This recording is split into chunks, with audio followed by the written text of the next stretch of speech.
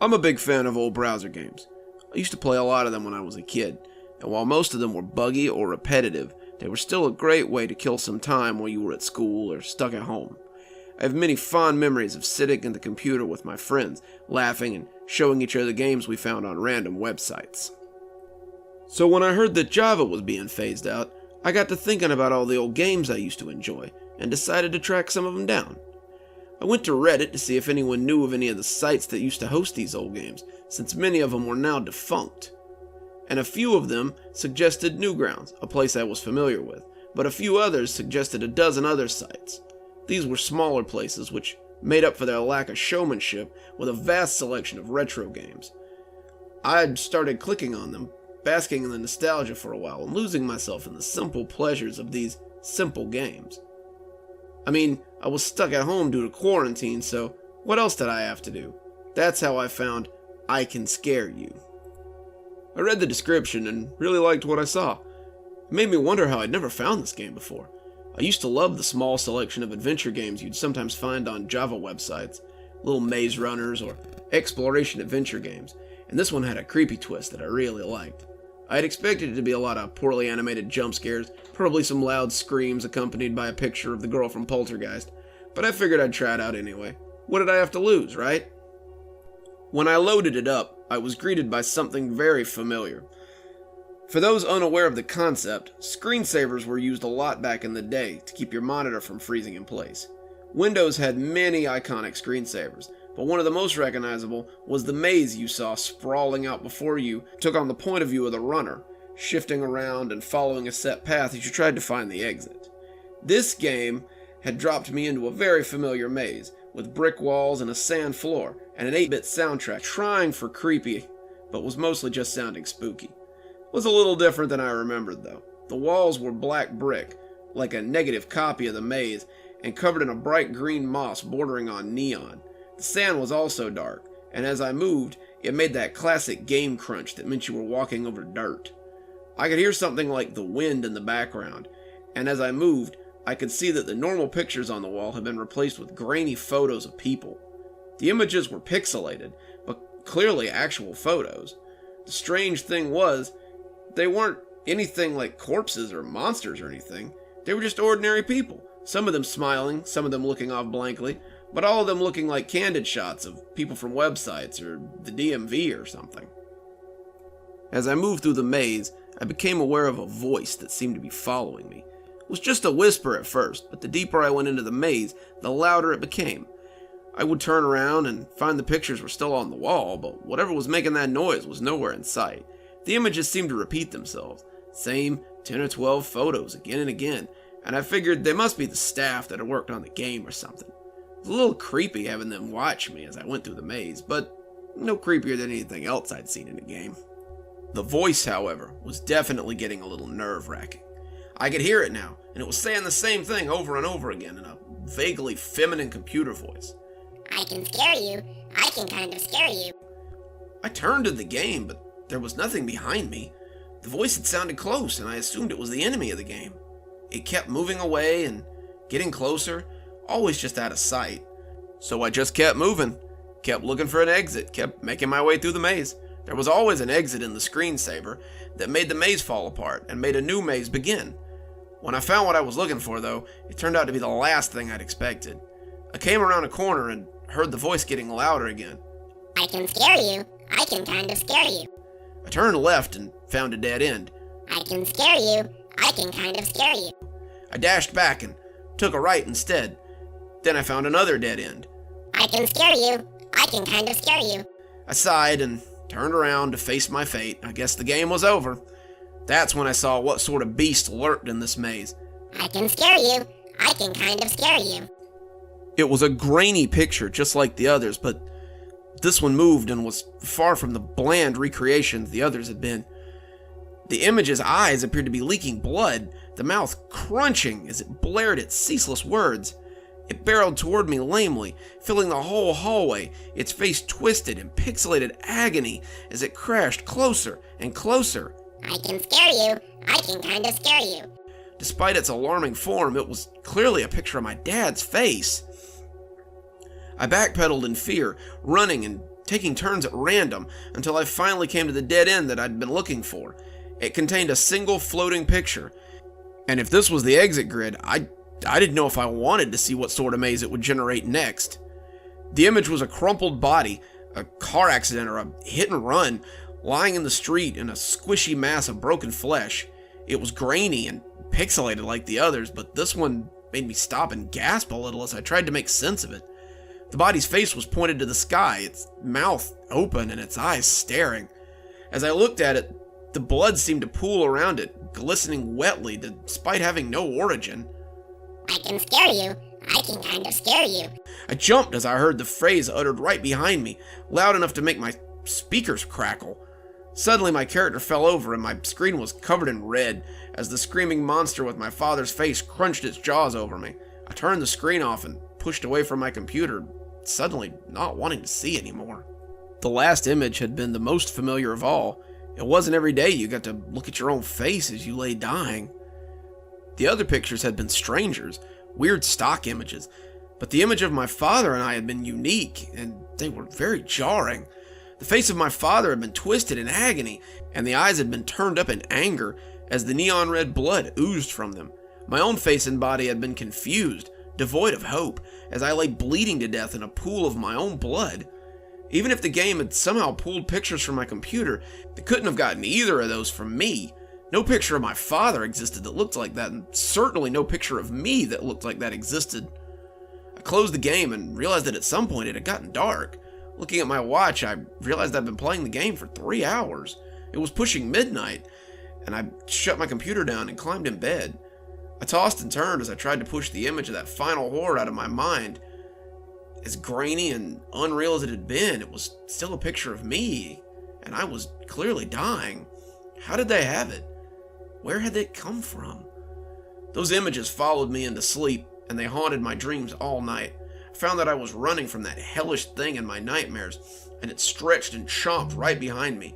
It didn't beat around the bush this time, and it dogged my heels for hours as I ran through that 8-bit hell. Right at the end, I came to a dead end and saw my own body lying on the floor, surrounded by blood. I rolled my head lamely to look at myself, moaning at a mouthful of blood as the huge dad head fell on me and turned my world red. When my cell phone woke me up at 7:15, it was almost a blessing. I reached for it groggily, seeing my mom's number and answering it shakingly. Hello? Honey? Baby, I need you to listen to me for a minute. There's been an accident. Your dad's dead, sweetheart. She sobbed a little before continuing. I sat up quickly, still thinking I was dreaming. What? Turn on the news, honey. It's been all over the news since it happened. I need you to come home right away. I need someone here with me. I told her I would, and she hung up, and as I walked into the living room, switched on the TV, wondering what I would find on the screen. It had been a bus accident that had happened about an hour and a half ago. Dad, the other passengers, and the driver had been killed when another bus had T-boned them at an intersection. The bus Dad had been on had been crushed against a storefront, and the engine had ignited. The ensuing fire had made rescue very difficult. After extinguishing it, emergency services had really only been rescuing bodies. Then they started flashing the pictures of the deceased across the screen, and I felt the remote slip from my hands and clatter on the hardwood. I recognized all of them. They were the faces in the maze. I flopped bonelessly onto the couch, my legs refusing to hold me.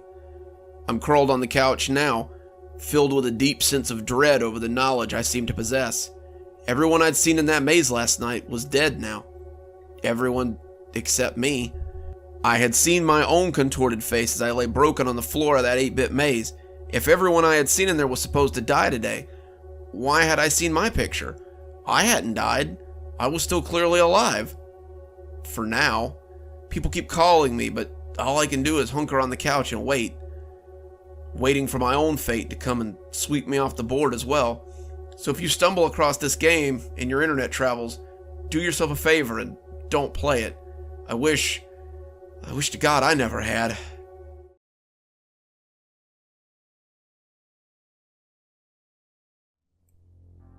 I shouldn't have cared so much. They were just socks after all. But it was becoming such a problem. We moved into our house about 3 months ago, our first real house. I honestly thought this was going to be a fresh start for my wife, my daughter, and I. We've been bumping around from place to place since Lisa was born, and we'd lived in a new home every year since she was a year old. It had nothing to do with our landlords or rowdy neighbors or paranormal happenings, as is often the case in these kind of stories. Her mother and I simply kept getting better jobs, which required us to move from one side of town to the other for work. That kind of moving made it hard for Lisa to make any friends or feel comfortable in any place she knew, since she knew she just had to pack up and leave again soon. After 8 years of moving around and never fully unpacking, my wife and I gained some level of job stability. I was a junior VP with the company I worked at, and my wife had become a manager at the store where she worked. This meant the money was steady, the job was consistent. We decided it was time for something a little more permanent. We started house hunting right away, and after a few weeks, we stumbled across what we thought was our dream home. It was less than 30 minutes from both my office and her store, a bus ride away from school for our daughter, positioned out of town so as not to deal with the constant noise of the big city, and a big backyard with plenty of room for our growing family. As I look back on it now, I never would have expected what came next. We'd been in the house for less than a week when I first started noticing the socks were missing. "Honey, have you seen my black dress socks?" I was standing in the laundry room, looking into the dryer like I expected my missing sock to just appear out of thin air. My wife walked onto our back porch to see what I was talking about, her bathrobe replaced with a work uniform. I should have left for work 10 minutes ago. I would miss my carpool at this rate. But there I stood with one sock on and one bare foot. I had searched under, around, and on top of the dryer for the missing sock, and had finally started looking into the empty dryer like an utter fool. My wife said she hadn't seen it, but wondered if I'd seen the fluffy pink socks she liked to wear to work. "I'm missing the left one," she said good-naturedly, but I could tell she wasn't pleased about it. We both shrugged it off at the time. We had just moved in, and there were still boxes to unpack. We figured our socks had just gotten lost in the shuffle. As the first month went on, however, and the boxes slowly became less and less, we found it off-putting that we hadn't seen any of our missing socks. Quite the contrary. I was now missing 12 socks out of 15 pairs that I owned. This wasn't such a huge deal for me. I owned 15 pairs of business dress socks that went with my suits, and I could easily match them together. My wife, on the other hand, was fuming because she was missing some of the cute socks she liked to wear to work. Not just our socks. Lisa's socks were missing too. Not to mention that Lisa hadn't been sleeping well since we moved into the new house. Since the first night, she'd been woken up in the wee hours of the morning by a strange noise outside her window. She never saw what made the noise. It never poked a grisly maw up over the windowsill to scare her, but she said it sounded like fingernails scratching along the side of the house. I went and looked too, and there were definitely scratch marks on the bricks outside her window. They were going up towards the kitchen and maybe towards the laundry room. I put it off at the time and made a note to trim the tree branches the next time I was doing yard work. We had quite a few large oaks in the backyard, and their branches did hang pretty low to the ground. Other than the socks and the noise, Lisa loved her new house. She had friends over to play in the big backyard and had a huge room for all her toys and games, a bathroom all to herself. She would always follow every puffy-eyed morning up with, "But I still love the house, Dad.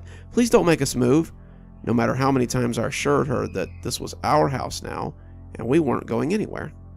Sitting in the bedroom now with all of them clustered around me, I don't know if I still feel that way or not. About a month ago, the activity started to escalate. It was the holiday rush for the company I worked for. October, November, and December are big advertising months. I was working later than usual these days to meet my deadline. I had been dozing at my desk, and I jumped one evening as the phone rang, not even realize what time it was. I looked at the clock and gasped when I realized it was almost 8:30. That would be Maggie, I thought, calling to make sure I was okay. Lisa would be in bed already, and Maggie would call to see if she needed to wait up for me or go to bed. Her store was experiencing the same holiday blitz as mine, and she would most likely relish the idea of rolling into unconsciousness until the alarm went off again. I caught the phone on the third ring. Hello? David, please, I need you to come home now. It was Maggie, but she sounded funny. Not funny ha-ha, but funny scared. She was whispering into the phone, and in the background I could hear someone crying. I guessed that it must be Lisa. The two were likely in the bedroom, the farthest room in the house from anything, with the door locked and the windows drawn. Maggie, what's going on? There's something on the back porch, she whispered. Something big. David, I need you to come home. I think it might be a prowler. Okay, Maggie, I'm on my way. You two just sit tight, okay? I had already grabbed my briefcase and my coat and was heading out the door. I made the 23-minute drive in 10 minutes, and I was lucky I didn't see a single police officer. As I pulled into the front yard, I popped the trunk and took out one of the golf clubs I'd had in there since my last golfing trip. It was a big old sturdy driver, and I felt sure that it would be a force to be reckoned with, unless the prowler had a gun, of course. I moved around the side of the house, keeping my back against the wall as I went, and when I got to the back porch, I listened for the sound of something moving around. I'd put a heavy deadbolt on the door leading from the house to the back porch, and I was pretty confident that it was still on. As I listened, I heard something, and I tensed as I cranked my senses up to 11. It was a scuttling sound, like claws on asphalt, but it was also a weird sort of gloopy sound that was barely audible over the scraping and the clawing feet. I relaxed a bit, thinking it was probably just a raccoon or a possum, and stepped around the corner as I threw open the door and brandished the club. I expected to find an animal, a startled animal that would hiss and run away, but I was unprepared for what awaited me as I threw open the screen door and stepped out on the back porch. Nothing. There was nothing on my back porch, except for the storage boxes we kept out there and the washer and dryer. I looked around, moving the washer and dryer to see if anything had clawed its way behind it, but there was nothing to be found except some scrape marks on the tile. I decided there was a hole somewhere that a critter was getting in through. Upon further investigation, I discovered that the silver tube that hooked the dryer to the outflow was knocked off. I secured it and locked the screen door and went around to the front door to let my wife know that it was just a raccoon or something. She was far from satisfied with this explanation. It sounded way bigger than a raccoon, David. I'm sure I heard something out there. There are noises that Lisa keeps hearing too. What if it's some pervert who's stealing our socks? Socks? Is that something that people really got off on? I asked. She wasn't amused. I'm serious, David. I want you to do something about this. So I did. I called the contractor and had him come look at the back porch. He couldn't find any way that something could be coming in, but he said he'd pest seal all the exit holes and suggested that I call a pest control company to put out some repellent and keep the critters away. I thought maybe this would stop the problem, but it only seemed to escalate it. Socks began missing at an alarming rate. 3 pairs in one night, 4 pairs in one night. By the end of the month, we'd be through 4 packs of dress socks. Maggie was putting a lot of pressure on me to solve this problem. I was getting angry. My work was beginning to suffer for lack of sleep and lack of focus. 2 days ago, I finally had enough. When I came home to find my sleep-deprived wife dozing on the back porch, all her laundry done during the day now, and having to sit with it to keep it safe, I knew something had to give. I took a week off work, citing stress at home and a need for rest. I staked out the back porch. I had purchased a jumbo-sized packing box, big enough for me to sit in and stake out the back porch to catch whatever was doing this. I was no longer convinced it was a critter, and the fact that everything was reset back the way I had left it in the morning told me it was a devious individual with a lot of experience at this particular pastime. I set up the box and put some snacks, some water bottles, and a gun that I had bought just for the occasion in one corner. I made myself comfortable, as comfortable as you can in a huge box, I guess, and settled in for the night with my phone out and my energy shots close at hand. I must have fallen asleep, because when I woke up, it was to the sound of scrabbly claws again. I peeked out from the box, expecting to see an animal or maybe a weird little man with a sack and a mask like in the manga I had read as a kid. But I did not expect to find what I found out there. My cell phone light shook as the creature came into focus. It was amorphous, like an oozing potato, with 6 long human-like arms coming out of its body. Each arm ended in a hand, and each hand ended in a finger, and each of the 6 fingers each had a little hand that were tipped with long, dirty nails. This was the sound I'd been hearing, the creature scuttling along on its long, dirty nails as it clicked across the back porch. It didn't see me right away. It had its head in the dryer. When it came out, I could see a smooth and bloated head with no neck and a snarl of long, greasy black hair that looked like a wig.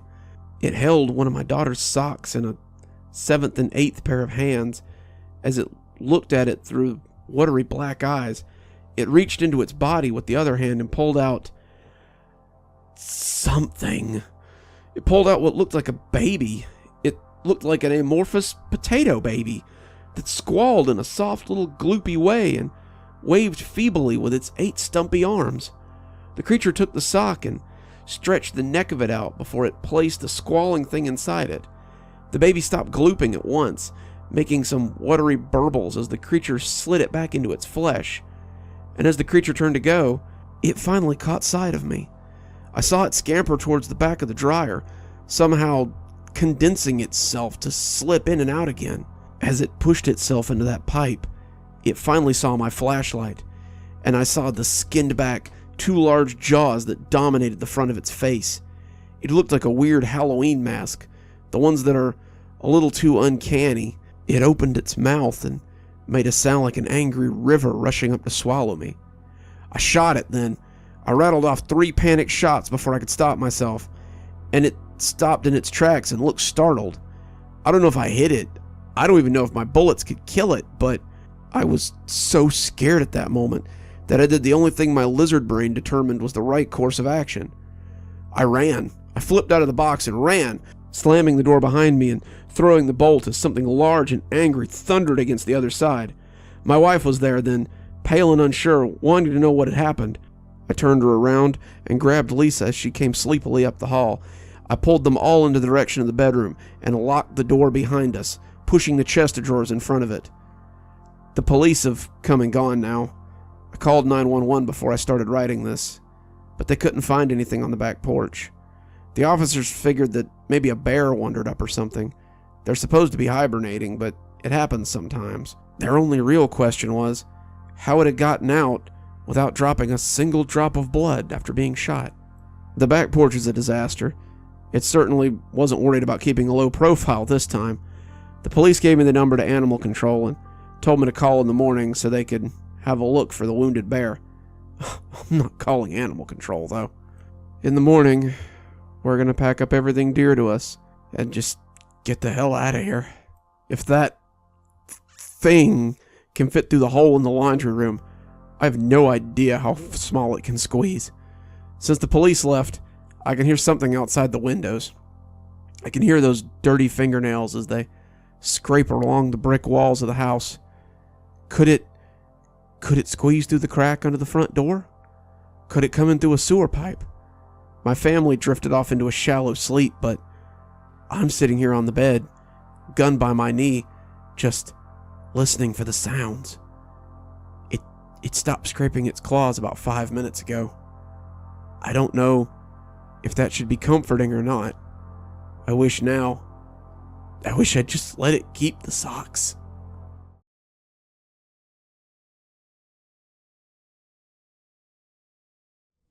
I need to tell someone about this, mostly to get it off my chest, but also because, screwed up as the situation is, it's one of the best stories I've ever heard.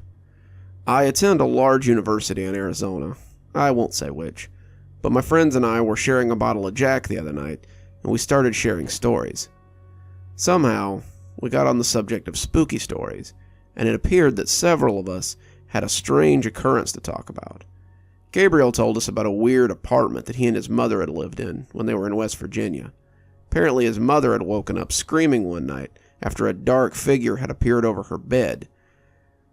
He had come in and found it melting away into nothing, and the two of them had moved out shortly thereafter. John told us about a weird deer he'd seen on a hunting trip, and I told them about a sound I'd heard outside my parents' house in Montana throughout my childhood.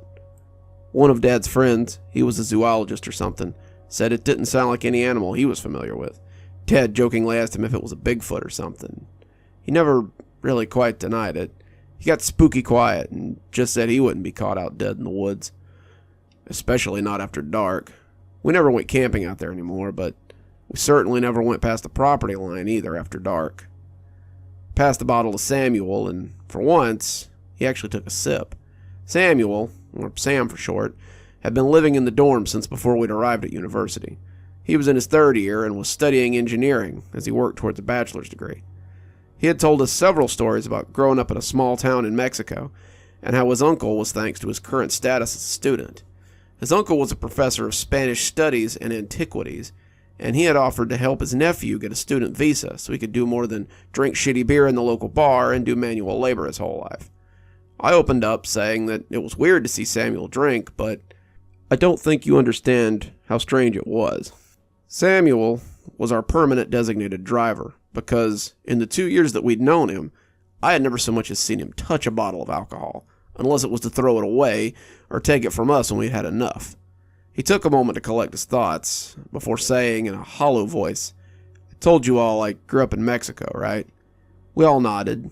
He continued, "Well, I grew up in this rural little town right outside of Hermosillo. It wasn't large, maybe 8,000 people in the whole town, and most of our work came from the processing plant or from the farms that operated around the small town. My mother and I lived there with my abuelo and my abuela. My uncle was living in America and sending money back when he could. My abuelo was a horse breeder, something my family had practiced for generations, and he would work for the stockman for one of the larger ranches in the area. We weren't quite as well off as the rancher, but we were doing okay. Wasn't a bad life. It was hard, but not without its pleasures. When I was in high school, my friends and I would go to parties held at the local farms. The rancher's son, Santiago, and I had been friends since we were young, and we palled around with some of the ranch hand sons, Juan, Christopher, and Mateo. We were good friends, probably the best friends I've ever had, but one night we found something that none of us quite believed in. We had all grown up with stories about La Llorona or El Cibon, but my mother always loved to use a certain legend to scare me. La Lechuza was a witch who turned herself into some sort of owl demon after her death. She was said to roam the lands, hunting for drunks or just children out after dark. She would make noises in the night to trick you into opening your window so she could steal your eyes. She would pretend to be a baby to lure you into the woods. She would create thunderstorms and other nasty things and would come to get naughty children if they acted out. La Lechuza was used a lot in my house to get me to do things like chores or homework that I really didn't want to do. By the time I was a teenager, though, I was kind of done with my mom's scary stories about owl ladies. I was much more interested in drinking with my friends and meeting girls. I was 16 when she caught me on my way out the door. "I know where you're going off to. I beg you, do not go out there and drink with your friends." I brushed her off, saying I was of age, and if I wanted to go hang out with my friends, then I would. And if La Lechuza would happen across you in your group? I scoffed, telling her that her stories didn't scare me anymore. "That story is what killed your father," she started to say, but I cut her off. Dad had died in a drunk driving accident before I was born. He had driven off the road and hit a tree, his car erupting into a ball of flame, and that's why we had nothing to bury. But Mom had insisted that it had been La Lechuza who had driven him off the road. This had made me even scarier of the creature when I was a kid, but now it made me mad that she would use my father's death like this. I left without another word, climbing into Santiago's car as it pulled away from my house for the last time. She was standing in the road crying as we drove off. That image will be scarred into my brain until the day I die. We were out late. I couldn't tell you much about the party, just that it was in someone's barn. The beer was hot, the women were lukewarm, and the music was subpar at best. I drank too much, trying to get the fight with my mom out of my head, and by the time we called it a night, I was well and truly drunk. We climbed into Santiago's car, all of us laughing and tipsy. We started out, Santiago managing to keep it on the road as we whooped and hollered in the back seat. He was laughing along with us, turning the music up on the radio, but when he swerved suddenly, we all screamed like banshees. He hauled us back on the road, Mateo opening the window to vomit, and I leaned up as I asked him what was wrong. He looked pale, all the tipsy scared out of him as he stammered, I thought there was an old lady in the road, but when she turned, her body looked wrong. I said how weird it was to see someone so old out this late, but suddenly I yelled for him to look. Something was in the road, and if it was what he had seen before, he had been absolutely right. It was hunched over, a long cloak on its shoulders, and it looked deformed. It turned to look at the car as it barreled forward, and I could see piercing red eyes that bore into my soul. I saw it all in the space of 5 seconds, maybe, but those eyes will stay with me forever. Santiago never had a chance to do anything. He just plowed right into her, doing 55. The car suddenly stopped dead, and I came to about a minute later. I had boffed my head pretty good on the seat, but one look at Santiago told me I had gotten off lucky. He had slammed into the windshield, breaking his neck and turning his skull into a rotten gourd. The others seemed to be okay, but the car was smoking, and we climbed out as we assessed the damage. The whole front end was smashed in like we'd hit a tree or a big rock, but nothing was in the road to be hit. I remembered the old lady and moved off to check the ditches, thinking maybe we had knocked her off the road. The others just milled about, not sure what to do, and that's when it happened. The moon was full that night, or I may very well have missed it. A shadow passed over me, a thing with a wingspan like a condor, and I looked up just in time to see it drop onto my friends as they stood huddled around the car. It had landed on Juan, breaking his back and riding him to the ground. He screamed, watery and miserable. He wouldn't scream for long, though. The bird dropped its head and began to feed on him, its beak plunging and diving as the other two backed away in horror. When it looked up, face dripping blood and owl eyes glaring at me, I ran. I don't know if the other two ran at the time, but I felt like a mouse who'd seen an owl. I ran, still drunk and weaving, and the houses swam up in my peripherals. I could still hear that wet, crunching sound as the creature fed, and I stumbled as my feet hit a root. I kept running, kept moving, kept showing my heels as the houses wobbled like an oil painting all around me. I just kept running, knowing that my house couldn't be far, not noticing the lack of night sounds until it was too late. When that unearthly screech split the night, I panicked and turned a corner at random. When my foot hit a pothole, I thought for sure I was going to die. My world suddenly exploded with light, and I stumbled back on my hands and butt as a bright something nearly blinded me. I turned, putting my back to those blinding lights, and saw a horror as it descended. The headlights spotlighted the owl thing, and as it swooped down on me, I figured this was the end. I closed my eyes and put my hands up across my face, preparing for the end. That's when I heard my mom yelling at the thing. She came out of the car, shouting curses and brandishing a cross on a long silver chain. The owl monster flapped its wings, changing its course and taking off again. It screeched loudly, flapping those wings angrily as it flew away. My mother helped me into the car then, but I must have passed out, because I woke up in my bed the next morning.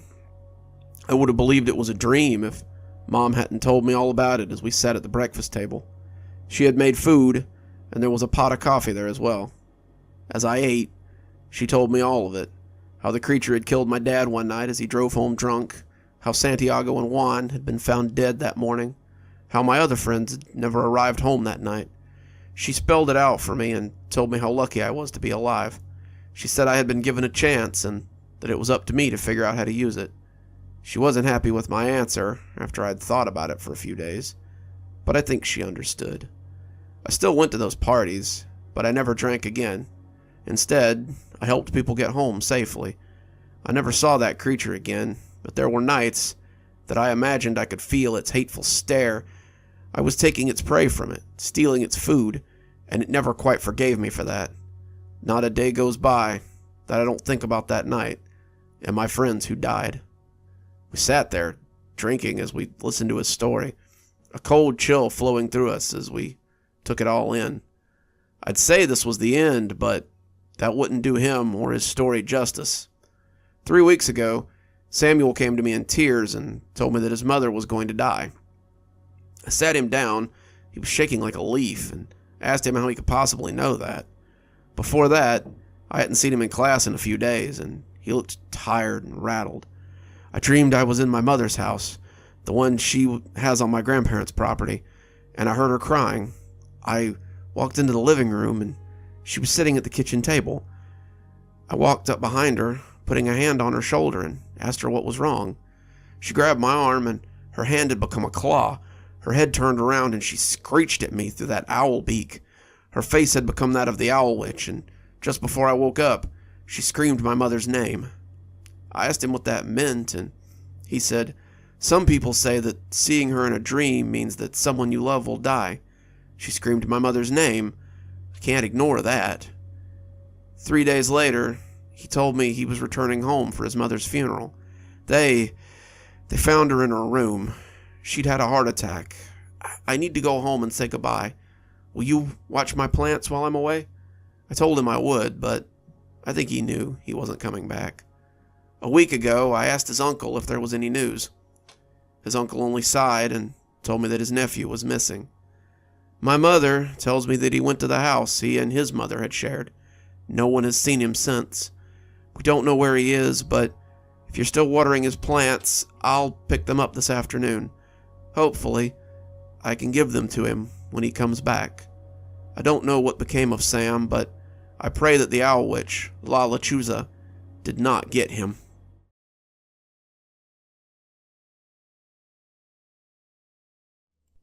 Good afternoon, beautiful. Paul had rushed home from work, just like he had every day for the past 2 weeks. Reagan and Frank had said something about drinks after their shift, but he'd barely heard them. He had only one thought on his mind, the same thing he had for the past 2 weeks. Lisa. "Man, you're falling way too hard for this gal," Frank had told him, as he made the usual excuses. "You don't even know what she looks like," he added, before Paul could make his escape. "Sure I do," Paul protested, and turned to go. 5'5", 100 pounds even, long brown hair, B-cup with mossy green eyes, and a love of classical music. Reagan had scoffed. "I didn't ask what her profile said, man." He'd rolled his eyes and took another puff off his cigarette. "I asked if you knew what she looked like. She looks like an angel, boys, and this angel's waiting for me." And with that, he'd been off. He'd rushed home through 2 blocks of busy Chicago streets to sink happily into his chair and find her online. Lisa. Just saying her name made his heart race. Lisa had found him, actually sought him out after reading something he'd posted on a forum. They started talking, and from day one it seemed like they had known each other for years. It seemed as though years themselves had passed by while she was with him, though it could have been seconds. Nothing else mattered when she was online. He went to bed later and later each night, not wanting to stop talking to her for a second. And strangely, she didn't seem to mind at all. She was as smitten with him as he was with her. A perfect match. "Hi, Polly. Rough day today?" She was so cute. After 2 weeks, Paul had been hard-pressed to find anything he didn't like about her. The way she called him Polly, the way she always asked about his day, the way she always remembered important things he'd told her, even when he couldn't, the way her words seemed to smile at him. She was something he'd always wanted. She was everything he'd always wanted. "Much better now that you're here, Lisa," he said. "Aw, you're such a teaser. I've been waiting for my Polly all day, and now I finally have you." "You sure do. I'm all yours, baby."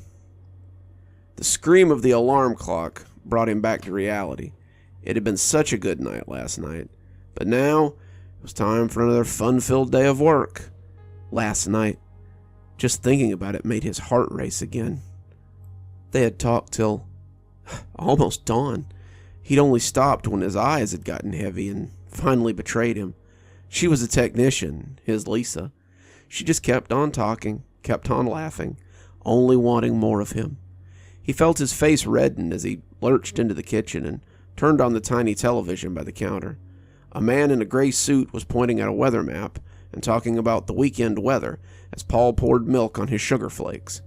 The man was finishing up his report as Paul leaned against the counter, and the camera turned back to a bubbly young woman and a middle-aged man dressed in a similar gray suit. For those of you just joining us, our top story remains the murder of the mayor and his wife early this morning. Police responded to screams in the early morning hours and found both victims stabbed multiple times.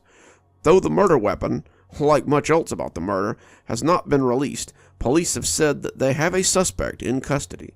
Pretty unsettling stuff, wouldn't you say, Megan? The bubbly brown-haired woman on his side nodded fervently. Unsettling indeed. The murders come just a week after the mayor's inflammatory remarks concerning the rights of ID workers after their second week on strike. He was a firm opponent of artificial rights But Paul turned it off and put the empty bowl in the sink. The news was so depressing these days. People being murdered in their own homes. These damn ID workers thinking they could demand rights all of a sudden. And to top it all off, there was so much anti-ID sentiment that the city was becoming a melting pot of chaos. At least I've got my Lisa. The struggles of the world don't mean much as long as I've got her, he said to himself. Paul beamed all the way to work. He passed other people on the street, making their way to work, home, or wherever they were going this time of morning. He didn't care. He was on cloud 9. He just really didn't have time to pay any more attention. He had a checklist of things he needed to get done today, and as he rounded 8th Street and proceeded to Wellington, he ticked them off. He had a meeting at 1 to prepare for. He'd be introducing his product findings for the quarter. Then at 3, he had his next quarter numbers to send to the boss. Then it was home to spend his evenings in the virtual embrace of Lisa. Somewhere along the way, he'd see his friends, have lunch, pick up dinner, but that too seemed secondary next to the idea of talking to Lisa. He sighed, wishing it were 3 already. There was a big crowd outside when he arrived, and he could see police tape across the doors. Mr. Marshall, the office director, was talking loudly to a uniformed man, and several officers were carrying out computers, taking fingerprints, removing fragments from the door. Paul slid in next to Frank. As usual, Reagan was late, but it didn't look like anyone would be getting any work done today. "What happened?" Paul asked in a hushed voice, as one of the officers brought a filing cabinet out on a hand dolly. "Seems there was a break-in last night," said Frank, making no effort to keep his voice low. "A break-in? What could anybody possibly want in our office? I mean, we sell computer chips. We don't even keep them on site." "No clue," said Frank, as Reagan slid in next to him. A blonde woman, Paul thought her name was Frances, leaned back and said in a low voice, "Agnes was the first person in this morning. She said the front door to the Human Resource Office was destroyed, and 2 filing cabinets were wrenched open. She thinks they were after files or something." Paul's brow creased as he contemplated the mystery that had suddenly and possibly led to him not having to work today. He smiled a little to himself, thinking that sounded like a pretty good day to him. "And so they gave us the rest of the day off, and tomorrow, with pay. That's wonderful, Polly. I'm glad you got some time to rest after such a stressful week." They had been talking all morning.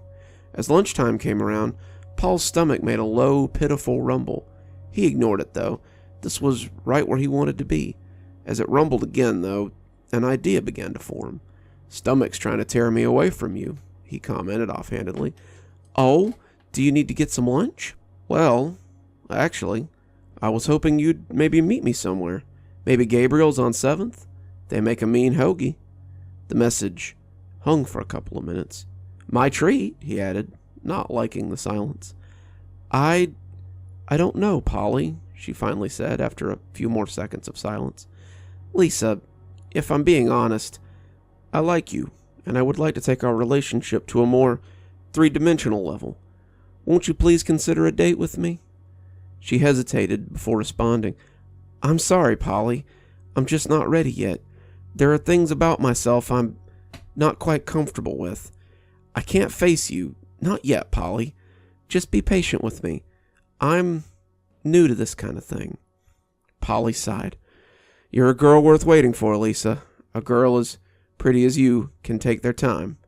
"Oh, Polly, you always know just what to say to make a girl smile." "So, Paul, how's that lady of yours?" Paul kept his eyes on his computer. This document had to be finished before he left at 3. The break-in had been a week ago, but the office was still trying to get back into their usual routine. "Fine," he said, returning to typing. "So, when's the first date?" Frank asked as he stirred lazily at his coffee. He'd been getting pretty nosy after the break-in, and his questions were becoming suffocating. Between Frank and Reagan, he was lucky to get a moment's peace. They were continuously asking him out for drinks or to stop by unannounced to hang out, which seemed to entail keeping him off the computer and squarely in the real world. He was already irritable from a lack of sleep, and he really didn't need this today. He couldn't say why, but he was sure someone had been on the fire escape last night. He'd woken up several times to a shadow cast across his bed and the foreboding feeling of being watched. The shadow would move as soon as he tried to see what it was, until finally he'd slept facing away from the window and hadn't been bothered for the rest of the night. His conversations with Lisa had gotten more involved as well, to his great joy.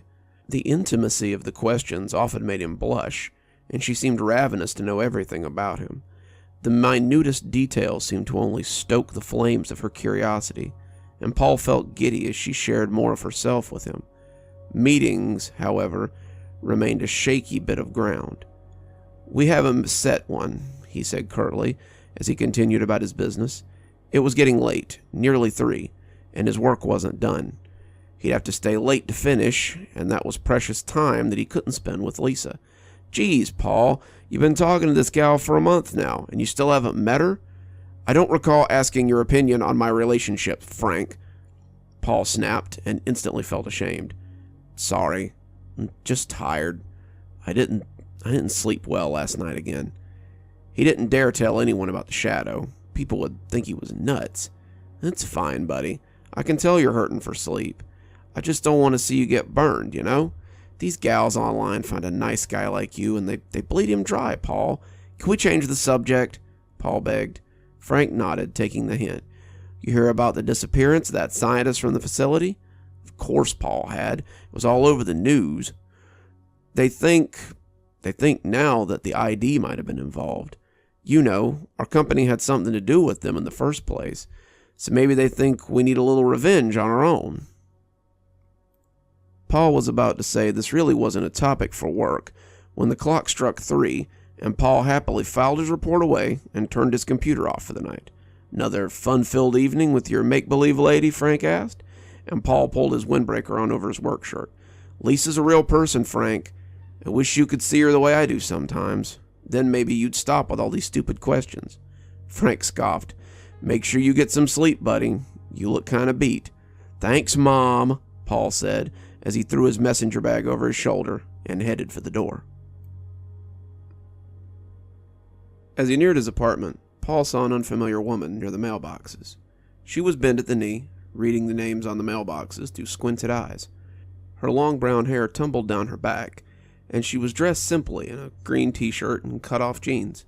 She was gorgeous by anyone's standards, and she was receiving a good number of stares from the passers-by. Paul realized with embarrassment that he was one of them. He shook himself out of his daze. Lisa would be waiting for him. As he walked towards the door, though, the woman straightened suddenly and looked at him oddly. "Polly?" she said excitedly. "Lisa?" The words were out of his mouth before he could stop them. Subconsciously, he had known it was her, but he hadn't dared to hope it could be true. She hugged him briefly, and he returned the gesture. Her arms were certainly firm for someone so small, he thought, as she crushed him against her. She definitely wasn't as big a homebody as he'd thought, and he reflected that making her mad might be a bad idea. "It's so nice to finally meet you in person. I was worried when I couldn't find your name on the mailboxes." Paul could only look at her with astonishment. She was here. She was finally here. Her hands were in his. Her voice was like honey poured over a sonnet. Her hair tumbled easily down the back of her neck in warm, thick sheets. Her eyes seemed to smile at him from under her bangs. She was a vision, a goddess. Paul could feel the blood pumping in his ears as she spoke. The edges of his world were blurring. "Paul, is everything okay?" He sighed, clearing the butterflies from his stomach. "I'm just so surprised you're here." She smiled and placed a delicate finger to her cheek, crooking the other under her chin. "Is it a good surprise?" she asked coyly. He grinned. "The best." "Are you sure I can't make you something to eat?" Paul had easily made enough pasta for 5 people, let alone 2. His attention had been elsewhere, on that perfect goddess that sat in his dining room. She seemed drawn to him too, never looking away, never tiring of his face, as he stood there at the stove, cooking the only dish he knew. Bachelor life was tough, but spaghetti was easy. "Oh, no, it's fine. I already ate before I came," she said quickly. Paul spun his fork absent-mindedly as she continued to stare at him. He popped a roll of spaghetti in his mouth and gasped. It was hot. The noodles burned the roof of his mouth suddenly, and his hands groped for his wineglass. She giggled, and he took a long sip as he grimaced at the bitter taste of cheap wine. "Do I distract you that much?" she asked innocently. Paul grinned sheepishly. "Kind of a lot. I hate to think you had to walk all the way here just to see me. You should tell me next time, and I'll—" He remembered something then. "Well, I guess I won't be able to walk you here since I don't think you've ever told me where you live." "No, it's fine. I don't mind. Any excuse to see you," she purred as she dodged the question. They both blushed, and Paul took another bite of spaghetti. His heart was pounding. What was she doing here? Not that he wasn't pleased to see her after a month of conversations, but a woman like this could have any man she wanted. Why would she settle for a lowly cubicle jockey like me, he thought. "So, did you find the place okay?" he asked, hoping to break the silence. "Oh yeah, it was quite a nice walk. I'm jealous you get to see this every day to work. The stores are likely just opening when you head out, and I can only imagine what kind of smells and sounds you must hear." Paul took another bite and then another as she spoke. When had he told her where he worked? Or for that matter, where he lived? He tried to remember as she went on and on about the scenery, but he just couldn't remember. His face must have said more than he meant it to, because she looked at him and asked, "What are you thinking about so hard, Polly?" And then it was all gone. She laid her fingers across her cheek again and cocked her head just so, and he was putty in her hands. "Oh, nothing. I thought maybe we could watch a movie." "I hope you have something romantic," she said, with a little giggle. "So she just showed up out of the blue." "That's right," Paul said, triumphant. He'd met Frank and Reagan for lunch at one of the sports bars near his apartment. They'd wanted to watch the Bears play, and neither was well stocked for food at their place.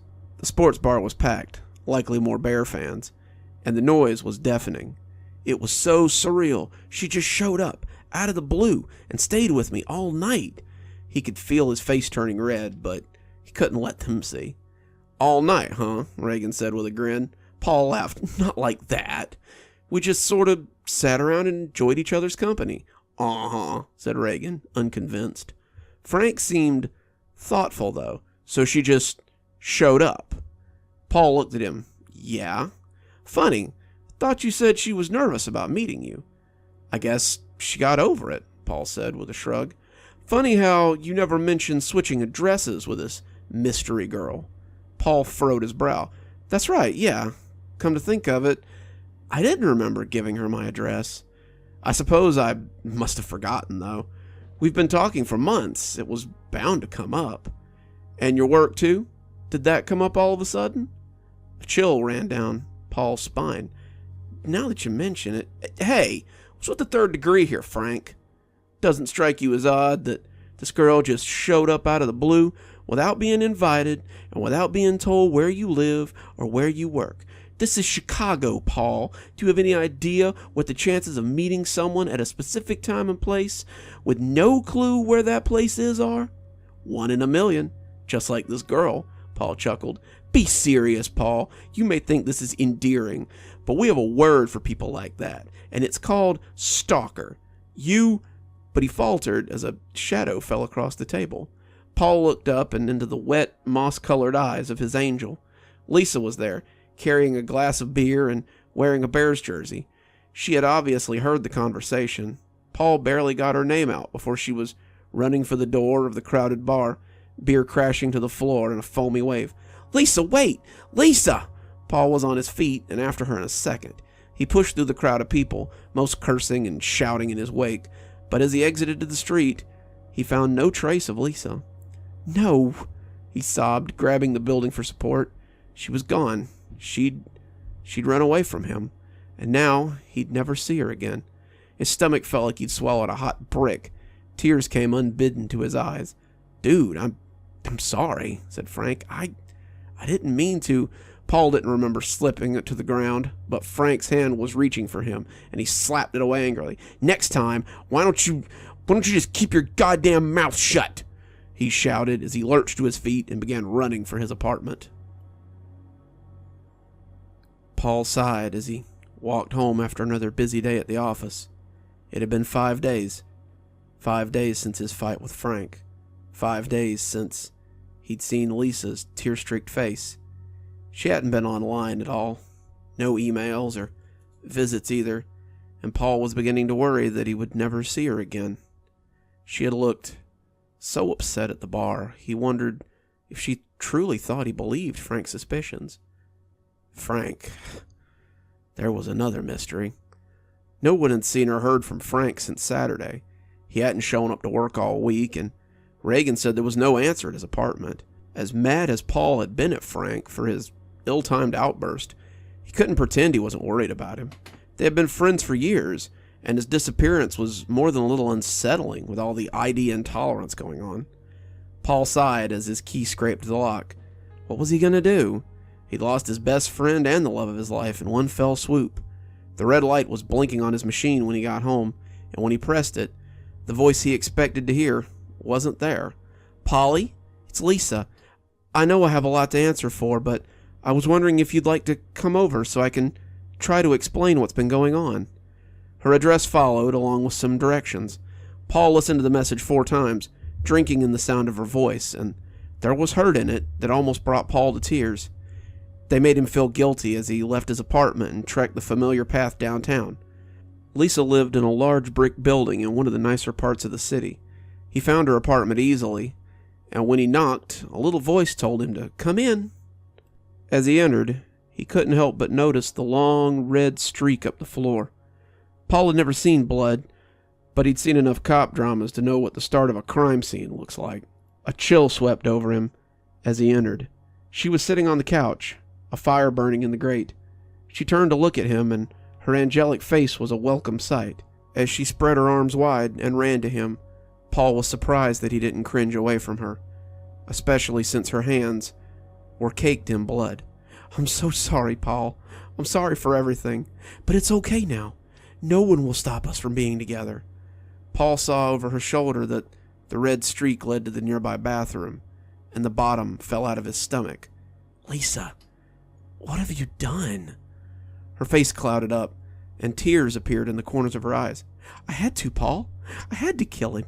He was suspicious of me. He'd been suspicious of me from the start.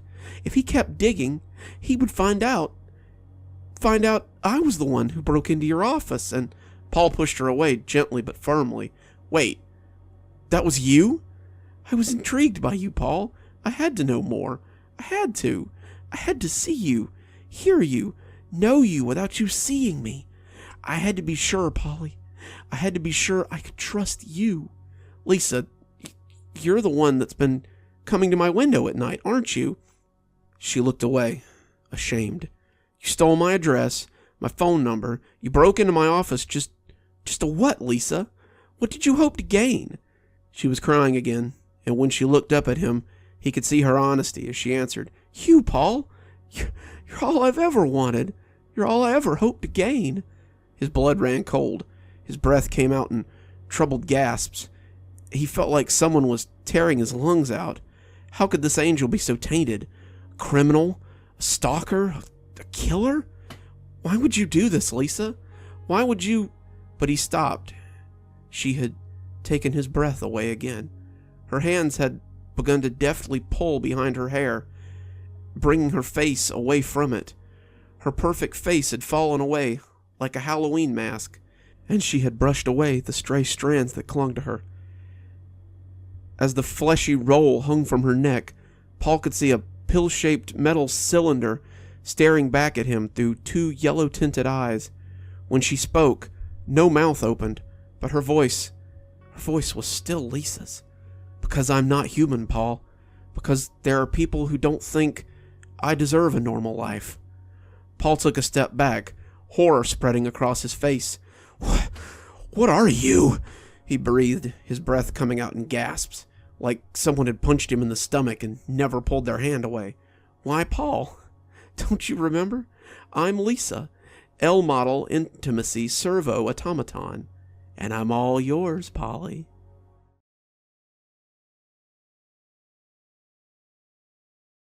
Hey, folks, and welcome to the show. It's ya dude, the unconquerable Wafflesaurus gamer. Today, I've got a real treat for you. As far as jobs go, flying free to Japan to edit footage was pretty good. I'd been the other half of my best friend's YouTube channel for nearly 2 years now, his dedicated editor and sometimes cameraman when the need arose. Travis, or Wafflesaurus Gamer, as he was known on YouTube, had a fairly popular Let's Play channel, in which he played everything from the shiniest new games to the oldest retro titles to the most ghastly train wrecks the internet has to offer. He had a modest fan base that seemed to like his Logan Paul-esque style, and the guests he had from time to time were entertaining enough to hold the attention of an 8 to 25-year-old demographic. 2 weeks ago, though, someone had sent him a weird one. The guy claimed to be from the outskirts of Japan, said he and his brother had gone to a game parlor with a reputation for obscure titles. They had gone to play a game that had been stirring up rumors in their little town, a game called Your Corner of Hell. The writer said very little was known about the game, but some kids in the village were supposed to have gone crazy or killed themselves because of the things they had seen in the game. The two had, of course, wanted to play this mysterious game. The owner had heard their request, money had changed hands, and the guy and his brother had been invited to the back of the arcade to play the game. The older brother had gone first. The room had a one-occupant rule, and the younger brother waited for a while his brother played for what seemed like hours. We went into the arcade at 10:30, just as they opened, but my brother didn't come out of that room until well past dark. The younger brother had sat for around an hour before boredom brought him back into the arcade.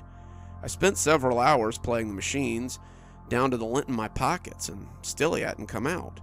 As the sun went down, he heard a commotion near the front. The owner was carrying someone over his shoulder and shouting at the younger brother to get lost. The owner shoved him from behind, his meaty hand moving him easily. When the younger brother was on the sidewalk, the owner had tossed the thing that he'd been carrying onto the pavement and shuttered his shop up for the night. The thing he had been carrying turned out to be the boy's older brother. He was unconscious. The doctors say he's in some kind of coma and he may never recover. The owner denied that he'd ever even seen us, of course, and he has some kind of connections that keep the police from investigating him too closely. I know you play weird games, and I hate to bring you into something like this, but could you please go and try to find this game? The man at the parlor will let you in the back if you tell him Lilith sent you. Please, if you can find out what my brother saw, maybe they can help him. And now, here we were, standing outside the shabby arcade. We had flown into Hiroshima and taken a train out to the town of Tomanoru so we could meet the younger brother, a 15-year-old named Hisu. He recounted the tale to us as we sat in his mother's kitchen and drank some strong tea. The boy's hands had trembled as he spoke, and he seemed on the verge of tears as he retold his story. My parents are at the hospital with Ichi, praying that he will recover. He was supposed to go to university this year, but now it's unlikely that he will ever recover.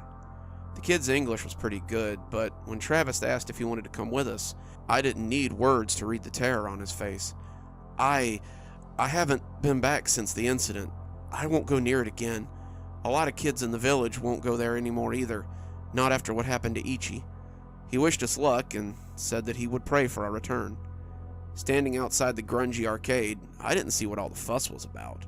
The facade was filthy, ivy hanging from the canopy, and bars installed over the dingy windows.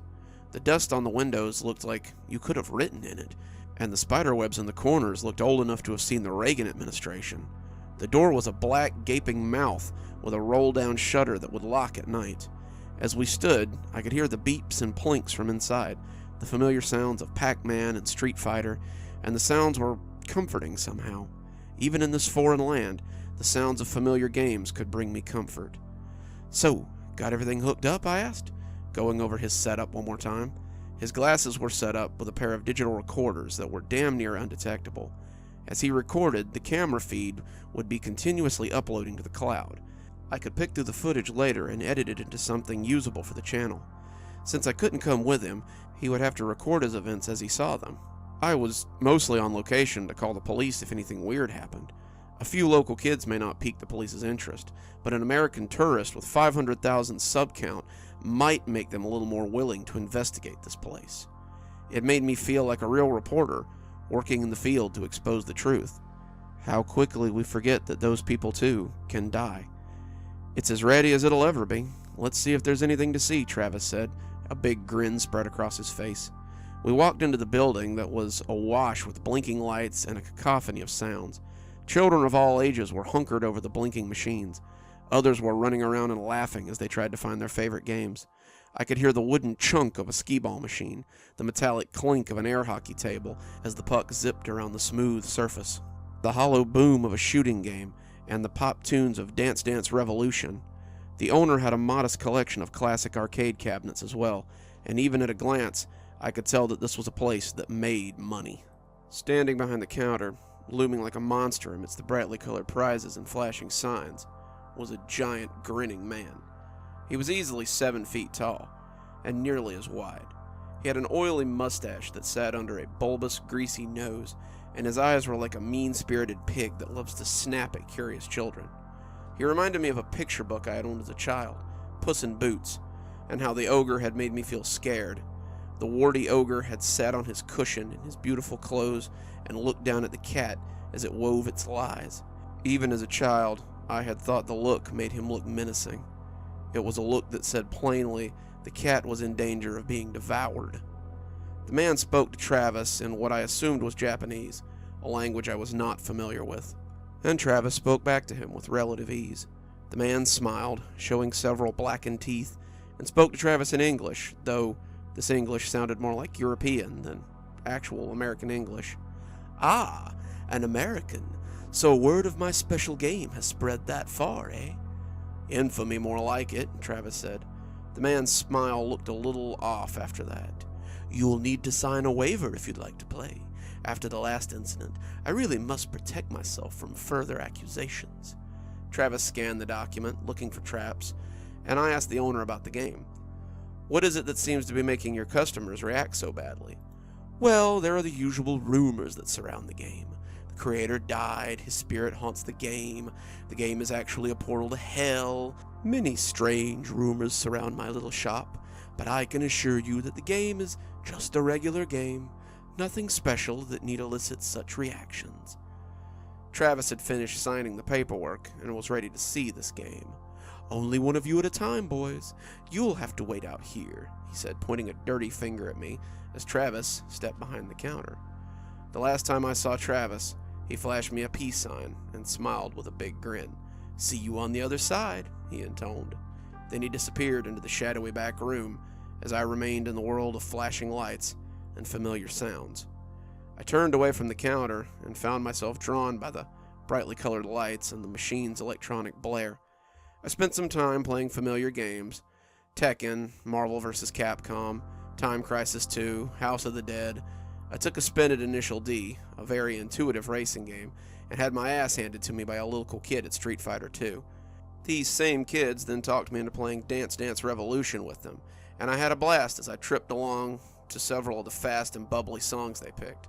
I lost track of time for a while, enjoying myself, enjoying the company of kids half my age, who didn't speak a word of my language. When a shadow fell across us, though, their smiling faces curdled, and they scattered like birds. I looked up from some unpronounceable game that hadn't made it to America, and found the owner standing over me, 2 large men flanking him. He looked angry, his face wooden yet still smiling, and he told me to get my things and leave. I was shocked. Was he kicking me out? Had I violated some unknown rule?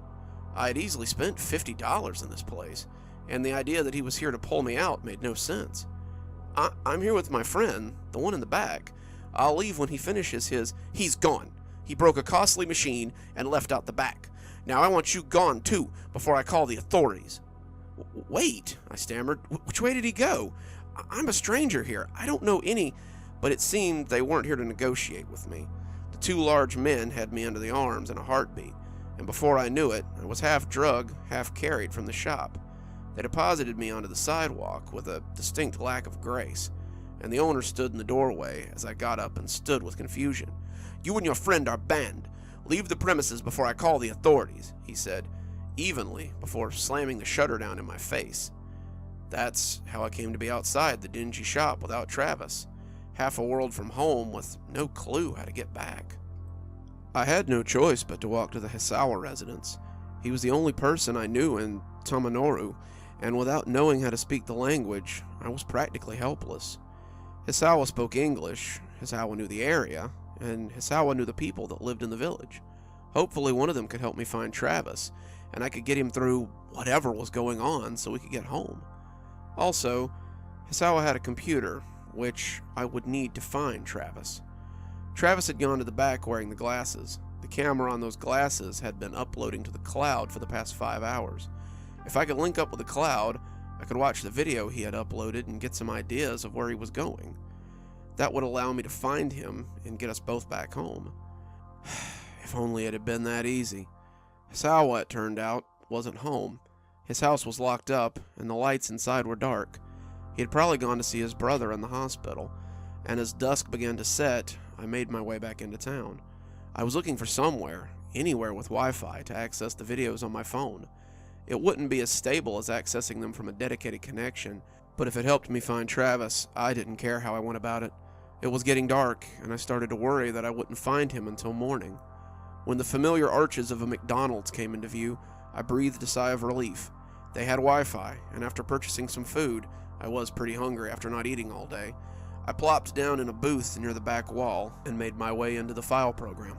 The file was there, but the program had stopped updating about 20 minutes ago. That was weird, but if he had wandered off the signal range, it could be that the program couldn't get a connection anymore. I clicked on the file and got 6 hours worth of video. I gasped. Surely I hadn't been in the arcade that long. It didn't feel like I had been in there any time, but my stomach was empty, and I had been known to lose track of time when I was playing games. I ate as the file finished downloading. I had finished my food when a message popped up that the files were ready to view. The video began as we walked on the sidewalk. I heard myself asked if the equipment was working okay. We walked inside, spoke with the owner, and I could hear myself asking questions as Travis looked over the paperwork. He signed, followed the guy into the back, and turned suddenly to treat me to a last look at my worried face. "See you on the other side," he intoned, before turning back and walking into the dim back room. He walked past a line of overstuffed shelves to a hallway with several closed doors. Some of the doors had shadow lights beneath them, shadowy forms doing God knew what, but the man led him to a particular door and opened it with a key. Inside was a sit-down cabinet similar to the old joystick arcade games. The cabinet filled the room, and there was barely enough room to enter as Travis stepped inside. "When you're done, lock the door as you leave," the man said, his almost European tone still hanging over his voice, not like the angry one I had gotten as he threw me on the sidewalk. Then he closed the door, and Travis was alone with the softly glowing screen. The screen was large, 50 inches at least, and the words "Your Corner of Hell" pulsated across it. Travis looked for a coin slot and found none. He sat down and grasped the joystick, a single piece of plastic with no buttons or triggers. He looked around for a start button. Travis spoke to the audience, telling them that this was the game that had garnered all the hype, and he was going to see what all the fuss was about. He had just said something about not finding a start button when the screen emitted an odd static noise and bathed the room in a harsh white light. Travis snapped his eyes forward, and I had to shield my own eyes against the bright intrusion. Then the screen darkened, and Travis was staring at a bleak landscape of reds and blacks. He moved the joystick, the screen panning around, and it became apparent that he was in a cave. Travis praised the graphics, walking up to the wall and inspecting the textures. I had to admit, it was very impressive. The renderings were far beyond anything the cabinet or the screen should have been capable of. For a second, I could swear the pictures on the console were real-time. The cave walls were made of dark stone with veins of red that wound through them in arteries. The walls pulsated and moved oddly, and when he turned, there was a dim light coming from the end of the tunnel behind him. Shapes moved in that light, strangely proportioned shapes, and Travis seemed hesitant to go in that direction. After a few seconds of half-heartedly looking around, though, he discovered that this was the only route and moved his character down the tunnel. Kind of basic for a game with such well-defined graphics, but whatever, Travis grumbled as he moved up the pulsating tunnel, viewing the weird rocks around him. I heard him gasp when the tunnel roof gave way to the sky, and my own breath stuck in my throat at the sight. The sky was a deep red, the red of heart's blood, and as he took it all in, I could see bodies falling from it ceaselessly. They fell close, they fell far away, and the ones that fell close to the cave splattered on the ground with sickening realism. Travis jumped back, startled as the realistic gore splattered across the ground, and I heard him use a word that would have definitely got us demonetized if I wasn't going to edit it out later. I reached for my earbuds as a family lumbered past on their way to the bathroom, the squelching making my stomach flip over a little as it erupted again and again. I didn't want anyone to hear these sounds. Hell, I didn't want to listen to these sounds when it came right down to it. As I slipped my earbuds in, I heard Travis mumbling about the level of gore as a body landed a few feet from him and burst like an overripe fruit. He seemed more intrigued than angry, though. Then, as Travis watched the body, it got up. Its limbs popped grotesquely back into place, and the naked humanoid, bald and sexless, got up and stumbled away from the site of its landing. It ignored Travis, stumbling across the dark sand that covered the ground. I could hear Travis breathing hard as he watched, and after some hesitation, he followed it. It stumbled across the sand, jumping as the hot sand burned its feet, and as it traveled away from the cave, Travis could see it joining groups of other battered bodies. They didn't speak. They grouped out of pure instinct and shuffled along as the black sand gave way to sluggish rivers of living fire.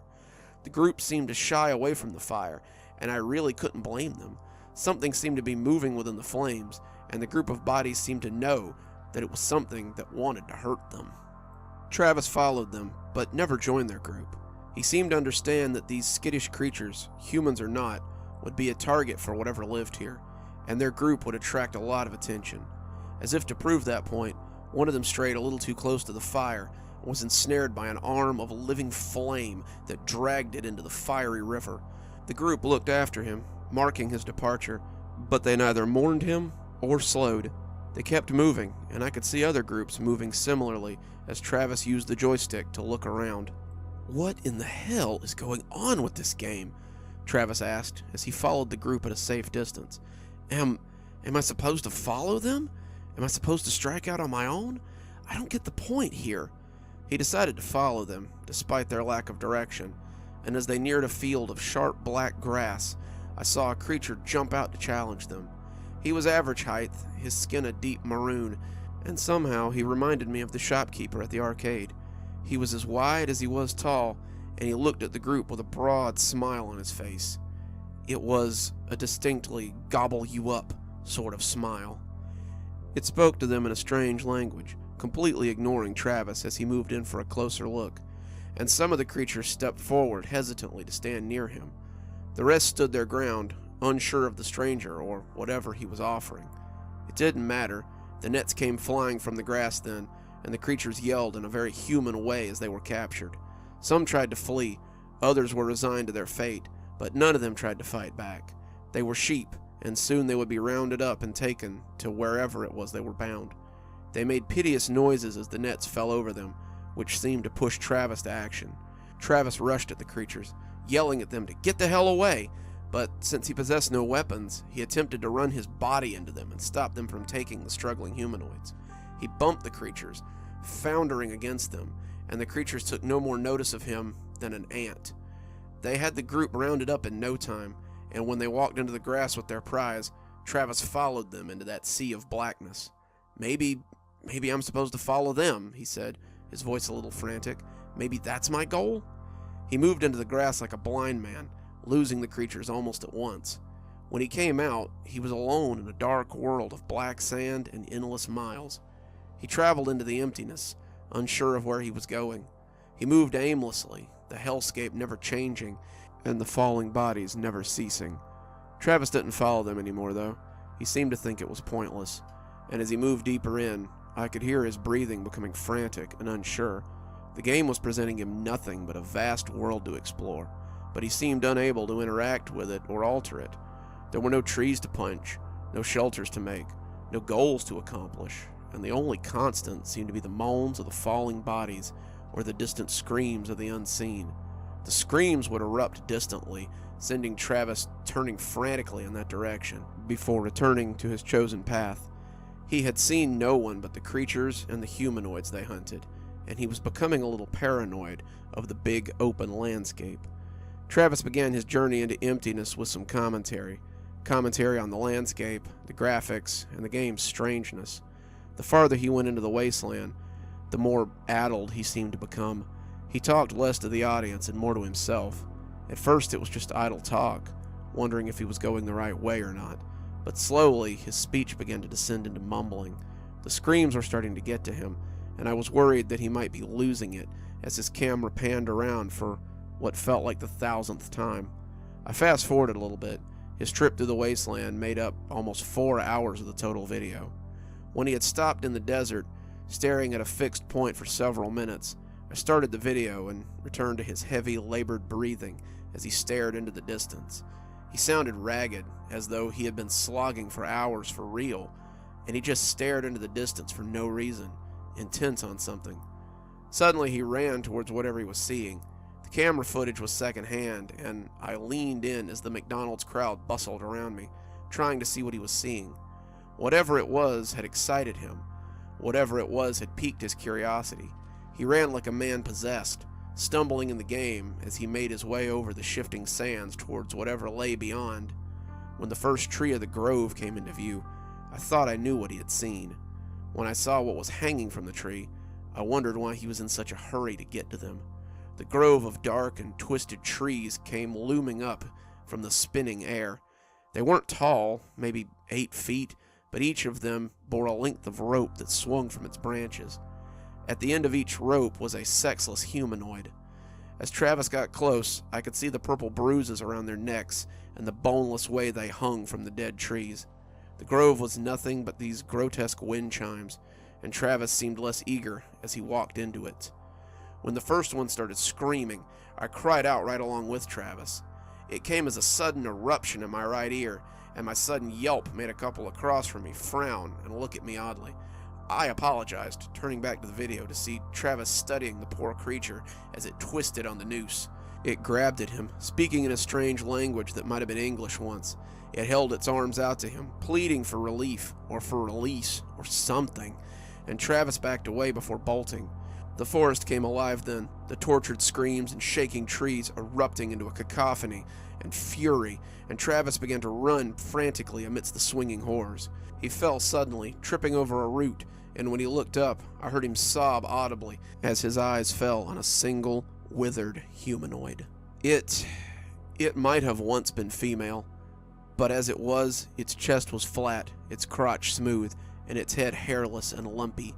As it lifted its searching, begging face to him, I could see a single half-moon scar on its cheek. She screamed and wailed just as the others had, but there was a deep longing for release in her eyes. She begged him with her eyes, cried at him with her wailing mouth, and Travis could do nothing but stare at her as she wailed into the void. "Mom?" he breathed, his voice shaky. Travis had lost his mom last year to cancer. I had known her all my life. She had made Travis and I snacks after school, drove us places in our teens, and Travis had always been so close with her that she became like a second mother to me. How many times had I seen that scar on her cheek and wondered how she'd gotten it? Her face was still as sunken as it had been in the hospital as she lay dying, and as that screaming face stared back at Travis, I saw him snap like an over-tightened guitar string. His fists came up and he slammed them into the screen. The cabinet shook, the image shivering, but Travis was far from satisfied. He slammed his fists, he kicked his booted feet, and he screamed like a wild man as the cabinet jerked and bent under his assault. How had I not heard him? How had I been feet away, having the time of my life, while my best friend had gone through the worst trauma of his? How had I not heard him screaming? How had I not heard his fury? As the cabinet sparked and broke, I could hear him screaming the same thing again and again, and it broke my heart to hear the pain in it. Mom! Mom! Mom! Mom! The door swung open, and the arcade owner screamed at him, wanting to know what he was doing. Travis rushed the man, his smile now an angry gnash of teeth, and shoved him out of the way as he made a break for the back room. He turned to look at the store owner, and for just a moment, I could see the faces of those creatures that had captured the humanoids. His gnash of teeth looked like the beast's frozen grin, and I could almost hear Travis coming to the same conclusion. He bolted for the back door, and I saw him run out into the dingy alley. He looked around frantically, people on the street staring in mistrust, before taking a left turn and heading in the opposite direction we had come. He ran up the streets of Tamanaru, a stranger in a strange land, and the people on the street gave him a wide berth. He was frantic, moving like a wild animal, and when he stopped suddenly, I leaned in close to see what he was looking at. He stared, seeming to stare at his reflection in the window across the street, and the people diverted around him as he just sat there, staring. I could see his small reflection in the glass, and he looked haggard, crazed even, but his face was filled with that unhinged understanding that you sometimes see in the mentally ill. "Mom," he whispered, and without warning, he rushed across the street with the blare of car horns following him. He ran up the street, never slowing, and when he came to a familiar train station, I wondered what he meant to do. He kept calling for his mother, chasing her ghost or something else that only he could see, as people moved out of his way like he might be contagious. He ran through the platform, the rustic wooden benches looking spooky in the near dark, and the people in the loading area cried out as he jumped down onto the track. I wanted to turn away, fearing what would happen next, but I owed it to him to see his end. The train came rolling up, blowing its whistle. He ran towards it, shouting her name. "Mom! Mom!" The train whistle blared, and the people on the platform screamed, "Mom! Mom!" The train lights rolled in close, a blinding corona of light in the eyes of the camera. "Mom!" Everything went white, and then suddenly dark as the video ended. I sat back, stunned, unsure of what I had seen or what I should do. My best friend was dead, a victim of this game that I still don't understand. I watched it secondhand, so maybe it doesn't have the same effect on me, but that's little comfort in the face of my friend's violent departure from life. I have nothing now. I haven't just lost my friend, I've lost my job and my means of returning home. Travis had our tickets in his bag, he had our hotel keys in his pocket, and I'm sitting on the sidewalk of the closed McDonald's now, unsure how to proceed. I don't know what Travis saw in his last minutes of life, but I pray it wasn't his shrieking mother that hung from the skeletal tree of that damned game. All I can do is tell my story and hope that some of you will have answers. All I can do is warn you not to play this game, as enticing as it may seem. Travis would want his death to mean something. He would want his sacrifice to be more than just another Let's Play or a creepypasta. I pray that if the land in that game is real, Travis didn't become one of those falling things that came from the sky. If there is a God, I pray that he took him somewhere better.